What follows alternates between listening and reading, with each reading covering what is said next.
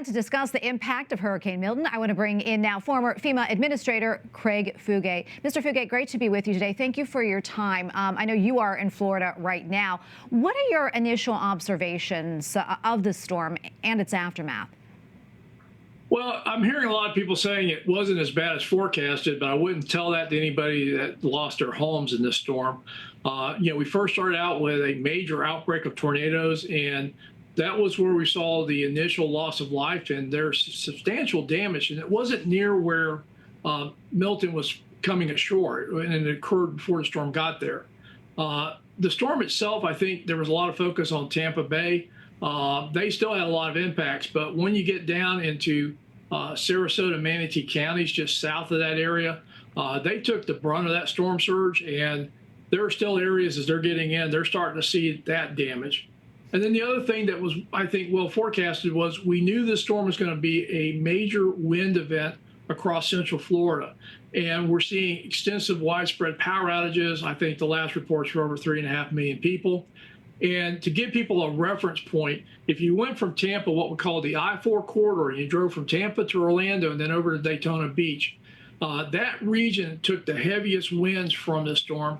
And then as it was exiting the state, we got reversed or storm surge that was north of the storm as it was pulling off the coast up into the St. Augustine area and winds along the coastal areas. So while it didn't hit Tampa directly, you're seeing images of the damages there. And some of those areas had just gone through Helene. Yeah, it's really hard to imagine, especially if you're not there. And you, in your career, have seen so many natural disasters, probably more than you can even count. What are the first stages for FEMA right now in recovery efforts? Well, FEMA's supporting the governor. And so I think when we talk about this response, I think as a nation, we tend to talk about disaster response, and FEMA's a verb. The reality is the response is being led at the local level, the governor and the state teams, mutual aid. FEMA's providing assistance as required, and that's primarily in this first 24 hours has been additional search and rescue teams to augment the state. But the state's leading that response. So the first priority, and this doesn't really change, is always going to be on life saving. Yeah, and we talk about what you should do. What about what folks shouldn't do in a time like this? Any advice? Yeah, this is the critical first day. People that have evacuated, there is a strong desire to get home and see what happened. I think everybody's been very clear. Stay where you're at. It's safe. Don't try to get back in. There's still got a lot of debris. There's down power lines. Not very good, not very safe to get back in there.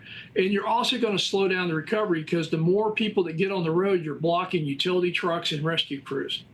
If you're in the area of impact, stay home, stay off the roads, check on your neighbors, and be careful because we've seen, and this is something that I've watched, unfortunately, in Florida too many times, where we did a good job on getting people to evacuate and kept people safe before the storm hit, but we have more people lose their lives after the storm in recovery. We get a lot of people out there that are not used to being up on ladders, they're not used to operating chainsaws. We see people operating generators where they're too close to the house or sometimes in a covered carport, and they get carbon monoxide poisoning and lose their lives that way. I was really surprised after one storm to see our leading cause of death after the hurricanes was falls and head trauma. And then tonight, there's going to be a lot of places without power. There's no traffic signals. And we saw some of our worst fatalities in places like Charlotte County after Hurricane Charlie, with head-on crashes that were occurring at night because people had no reference to where they were. They were driving at highway speeds, came across an intersection, and never knew they were crossing an intersection until they lost their life. Yeah, well, all good advice, sir. Thank you so much, sir, for your insights and your expertise. We appreciate it. Thanks for having me.